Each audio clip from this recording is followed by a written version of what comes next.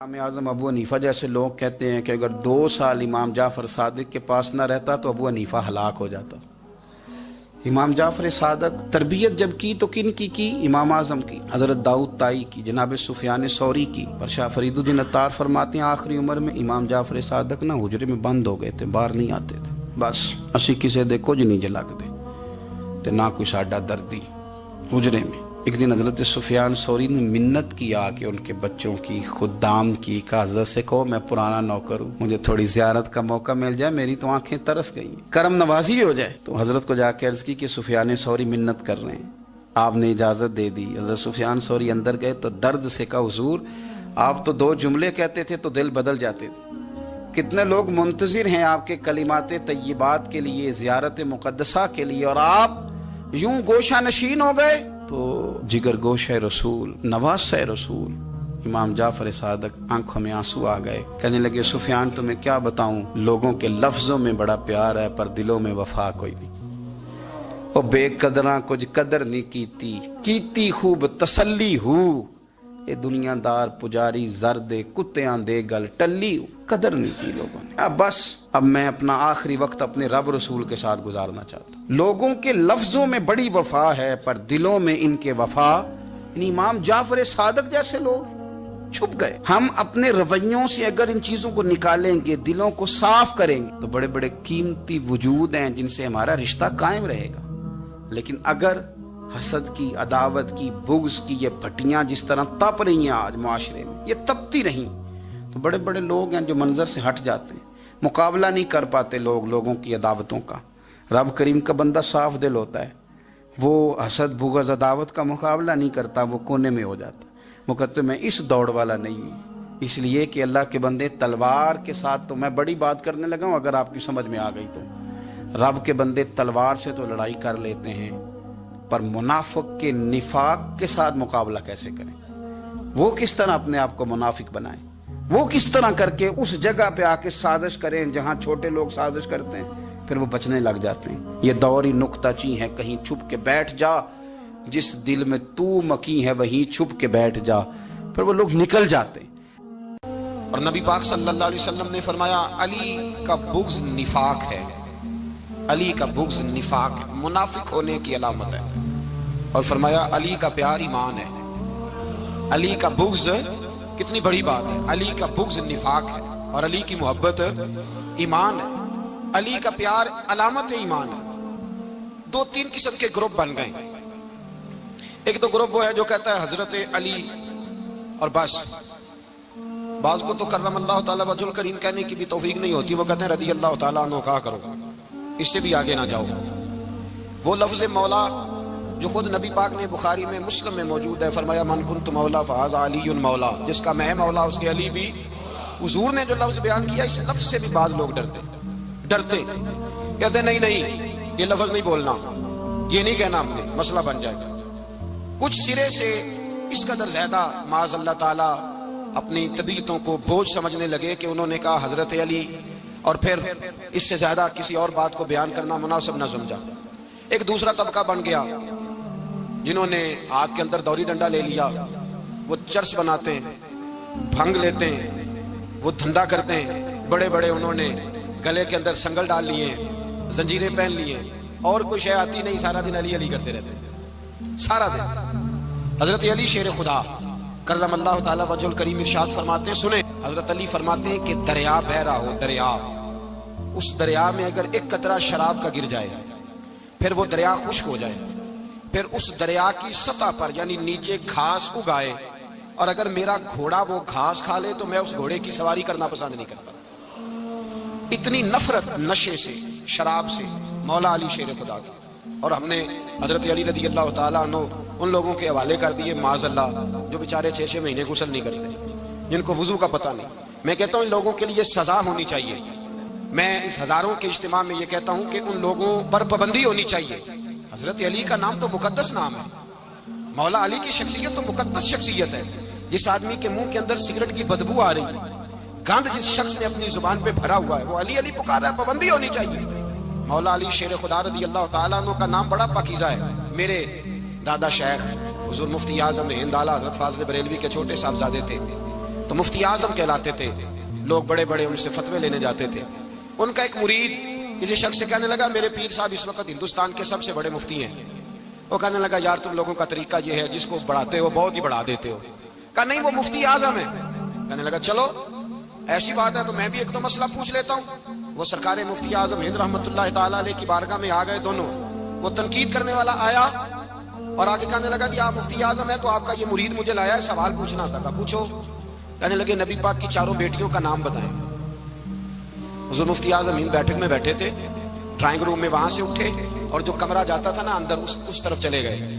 وہ کہنے لگا یہ تمہارا پیر، تم کہتے تھے مفتی اعظم ہے، اسے 4 بیٹیوں کے نام نہیں آتے، کتاب دیکھنے چلا گیا ہے، وہ کتاب سے دیکھ کے بتائے گا۔ آپ کے مرید کہتے ہیں میں بھی خاموش ہو گیا کہ سوال تو اتنا مشکل نہیں تھا۔ حضرت اٹھ کے کو چلے گئے، تھوڑی دیر کے بعد آئے تو ان کی داڑھی سے پانی کے قطرے گر رہے تھے۔ فرمانے لگے وضو کرنے گیا تھا، میں نے مصطفیٰ کی بیٹیوں کے نام کبھی بغیر وضو کے زبان سے ادا ہی نہیں کیے، میں وضو کرنے گیا تھا، اس لیے کہ یہ شہزادیاں بڑی پاک ہیں، یہ لوگ بڑے یہ پاک لوگ ہیں، ان کے نام پلید زبانوں سے لیے جا سکتے، ناپاک زبانوں سے یہ نام نہیں لیے جا سکتے۔ یہاں حضرت مولا کائنات شیر خدا کرم اللہ تعالی وجہ الکریم جن کی شخصیت کا یہ اثر ہے، بڑا ظالم ہے وہ پیر، بڑا ظالم ہے جس نے بالکل بد عمل اور برے قسم کے قوال بٹھائے ہوئے ہیں، جو نہ منہ دھوتے ہیں نہ ان کو پتہ ہے شریعت اسلامیہ کا۔ ان کے منہ سے تو حضرت علی کی تعریف سنے گا، ان کے منہ سے تو مولا علی کی بات سنے گا، جنہیں وضو کرنے کا طریقہ نہیں آتا۔ شیر خدا کی بات وہ کرے گا جس کے منہ میں مسواک کی خوشبو بھی ہو اور جس کے سینے میں رسول اللہ کا پیار بھی ہو۔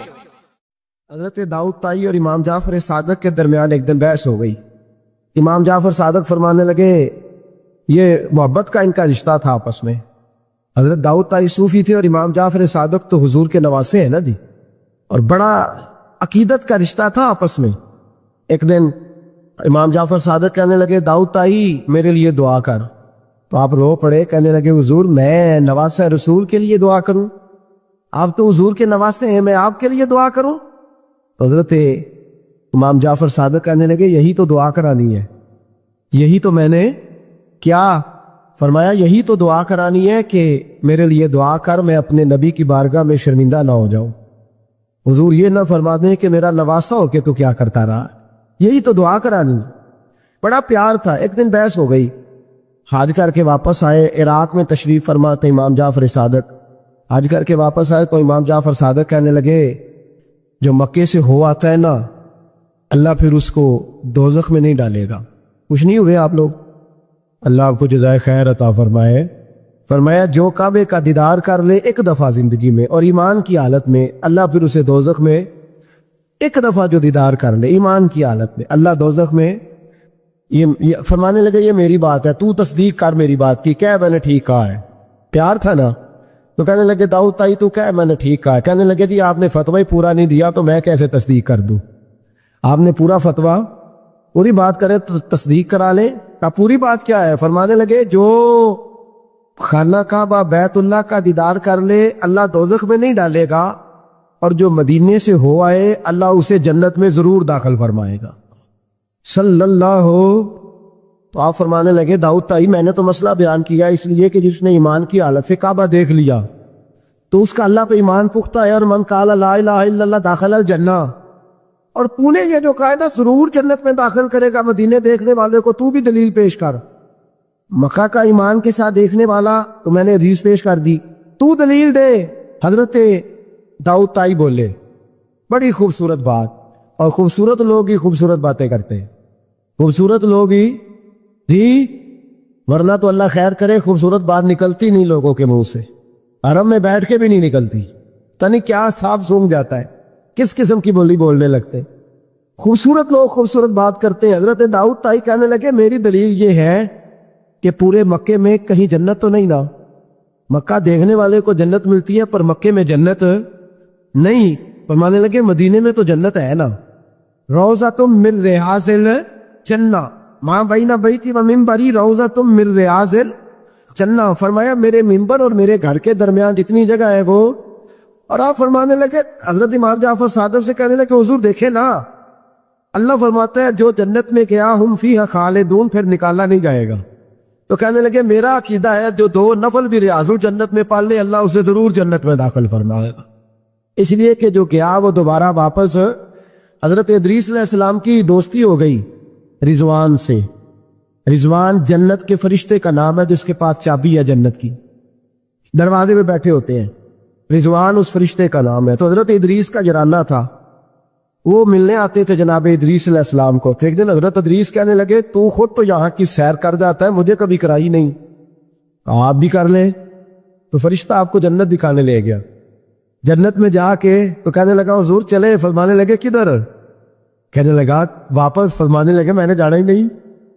اس نے کہا کیوں؟ فرمانے لگے اللہ فرماتا ہے ہم فیہ خالدون، جو جنت میں آئے گا نکالا نہیں جائے گا، تو کیسے مجھے نکال سکتا ہے؟ کہنے لگے جناب آپ نے سیر کا کہا تھا، فرمایا سیر ہی ہے یہ، اس لیے کہ جنتی ساری عمر ہی سیر کریں گے، وہ سیر ہی کریں گے، سفر تو تھکا دیتا ہے بندے، یہ سیر ہی ہے۔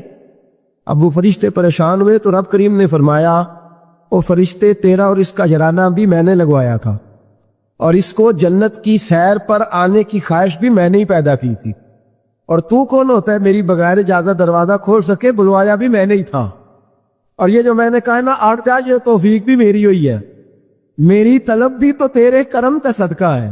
یہ پاؤں اٹھتے نہیں بلکہ یہ اٹھائے جاتے ہیں، تو جب بلا لیا ہے جنت میں داخل کرا لیا ہے، اور جنت بھی وہ والی جس کو میرے رسول پاک کے قدموں نے جنت بنایا ہے، وہ جنت جس کو ریاض الجنہ کا لفظ دیا ہے، حضور نے جنت جس کو بنایا ہے وہاں تک پہنچ جائے۔ یہ ہے ارض جنت، یہ طیبہ کی زمین ہے ارض جنت، پر زمین کس کی ہے؟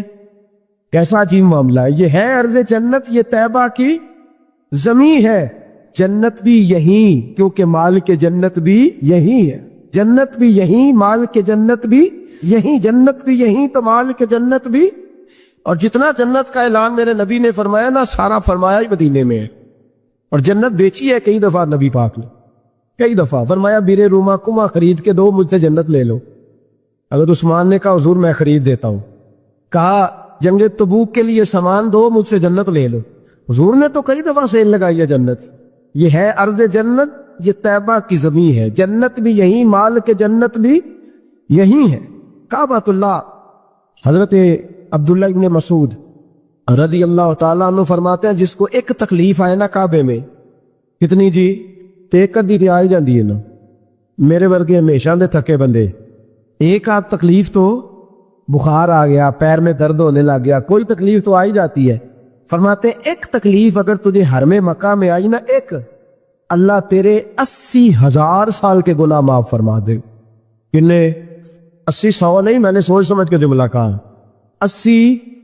ایک تکلیف اگر تجھے کہاں بولے نا یار، کتنی؟ ایک، گناہ کتنے معاف؟ یہ کس نے کہا ہے؟ حضرت عبداللہ ابن مسعود نے۔ وعدہ کس کا ہے؟ اللہ کا۔ وعدہ کس کا ہے؟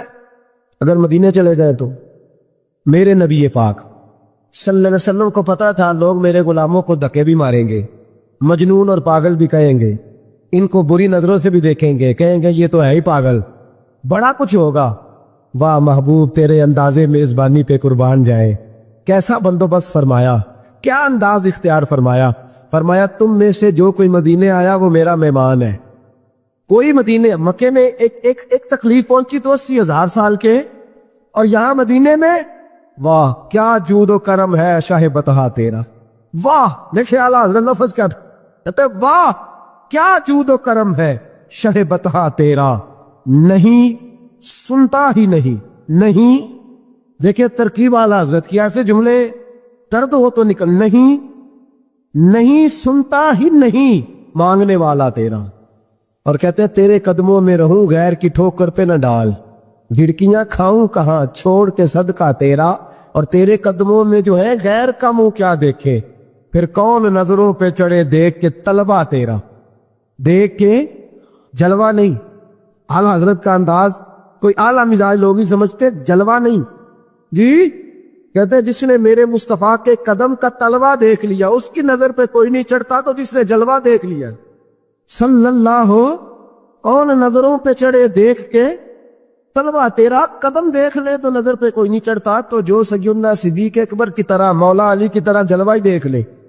اب میری نگاہوں میں जचता नहीं कोई जैसे मेरे महबूब हैं मेरे रसूल करीम सल्लल्लाहु अलैहि वसल्लम ने फरमाया, जो हरम मदीना में आए और उसे कोई तकलीफ पहुंचे, उस पर कोई आजमाइश आए, उसे परेशान किया जाए, उसे यहां कोई दुख पहुंचे, तो मेरे हबीब ने फरमाया वो मेरा मेहमान है, वो सब्र करे। या रसूलल्लाह क्या मिलेगा? फरमाया तुम मदीने की तकलीफों पे सब्र करना, मैं कयामत के दिन अल्लाह की बारगाह में तुम्हारी सिफारिश करूंगा, मैं रब की बारगाह में तुम्हारी सिफारिश करूंगा। मक्का मुकरमा में तकलीफ पहुंची तो गुनाह माफ है, और यहां तकलीफ पहुंची तो हुजूर की सिफारिश। और फिर देखिए नेकी का अंदाज देखिए, मक्का मुकरमा में कोई एक नेकी करे तो 1 लाख का सवाब है, एक नमाज पढ़ो तो कितने का? हमने कभी सोचा भी नहीं होगा कि लाख नफल पढ़ेंगे। एक तवाफ करो तो कितने तवाफ का सवाब? एक बार एक दफा सुभान अल्लाह पढ़ो तो कितनी का सवाब हुआ? 1 लाख का सवाब। और अगर कोई हज करने जाए तो सवाब डबल हो जाता है। और अगर कोई रमजान शरीफ के महीने में जाए तो लाख को 70,000 से ज़रब देनी पड़ जाती है। लाख को अगर रमजान शरीफ में जाए तो यहां आप कैलकुलेटर ना निकाल लीजिएगा, अगली तकरीर में ना रह जाए। 70 को लाख से ज़रब देनी पड़ती है। ये नेकियां हैं जो अल्लाह पाक हरम मक्का में जाने वाले को अता फरमाता है। मेरी समझ में सिर्फ इतनी बात आती है कि वो जो उम्मतें करती रही है ना, 1000 साल इबादत, 1000 साल उन्होंने इबादत की है, तो उम्मत मुस्लिमा को अल्लाह ने दर्जा तो ऊंचा ही देना है ना। कुंतुम खैरा उम्मतिन जुबा, दर्जा चूंकि ऊंचा देना है, अल्लाह पाक ने ये बहाने बना दिए। शब कदर है, शब बरात है, ये अल्लाह पाक ने बहाने बना दिए। मालिक करीम ने ये बहाने बनाए। फरमाया तुम भी शब बरात में, शब कदर में मस्जिद आ जाओ, या अल्लाह तुम्हें मौका दे तो हरम मक्का और मदीना आ जाओ, मैं तुम्हारी एक एक नेकी पर इतना ज्यादा सवाब दूंगा कि तुम पिछली उम्मतों से आगे निकल जाओ।